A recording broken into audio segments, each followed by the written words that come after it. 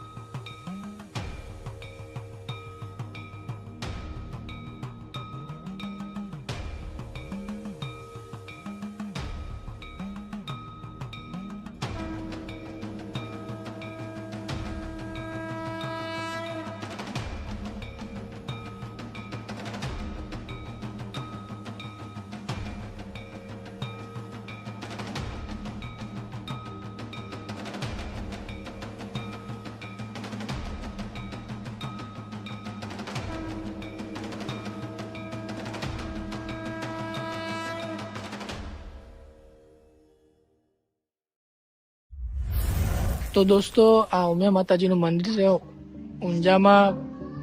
પાટીદાર સમાજ માટે બહુ જોરદાર માતાજીનો હાથ છે. તો આ જે ઉમિયા માતાનું મંદિર, ઉમિયા માતાનું ધામ જે વિશ્વમાં વિખ્યાત છે, પ્રખ્યાત છે.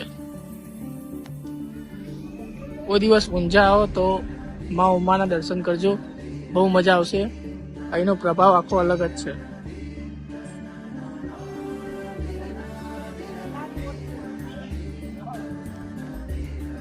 તો દોસ્તો ઉમિયા માતા મંદિરમાં જો નાના નાના મંદિરોની પ્રતિમા બહુ જ છે. તમે જોઈ શકો છો આ પહેલું મંદિર ખોડિયાર માનું, પછી અમારા કુળદેવી બ્રહ્માણી માનું,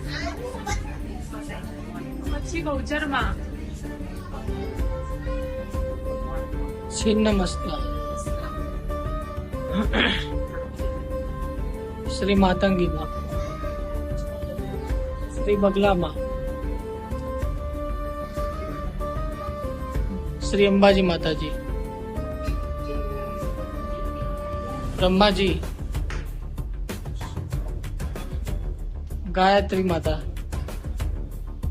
ગુરુ દત્તાત્રેય,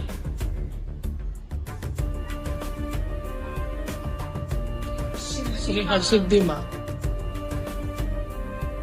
શ્રી સંતોષી માં, શ્રી આશાપુરી માં,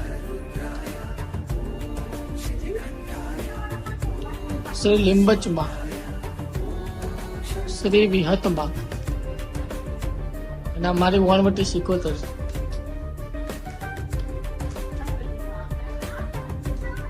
શ્રી જમુના માં, શ્રી ભારત માતાજી, શ્રી ગંગા માતાજી,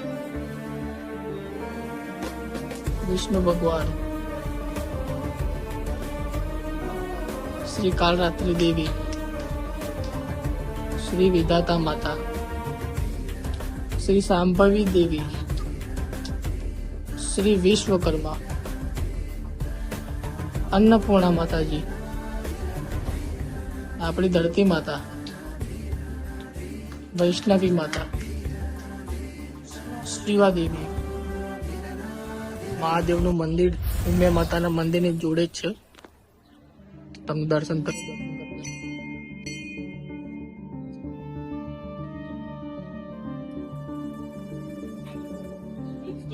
તો દોસ્તો ઉમિયા માતાના મંદિરની બાજુમાં રહેવાની સુવિધા બહુ સારી છે.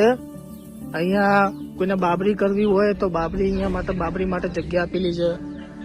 અહીંયા અલગથી એક ATM બી આપેલું છે અને નીચે મંદિર છે. અને અહીંયા રાત્રે લાઇટિંગ થી ફુવારા ચાલુ થાય એટલે અલગ જ નજારો આવે છે.